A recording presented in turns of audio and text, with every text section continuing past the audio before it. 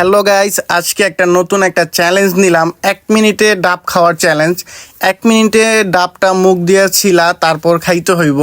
তো দেখা যাক আজকে পারি কিনা। সো সবাই কমেন্টে বলেন যে 1 মিনিটে আসলে কি ডাবটা মুখ দিয়ে ছিলা খাওয়া যাইবো কি যাইবো না। সবাই কমেন্ট করেন, হ্যাঁ। আর আমি আসলে একটু অন্যরকমভাবে চেষ্টা করতেছিলাম যে এক সাইড দিয়ে শিলা খাওয়া যায় কিনা। সো দেখি, এক সাইড দিয়ে শিলা শুরু করছি। তো দেখি খাওয়া যায় কিনা 1 মিনিটের ভিতরে, চ্যালেঞ্জটা পারি কিনা।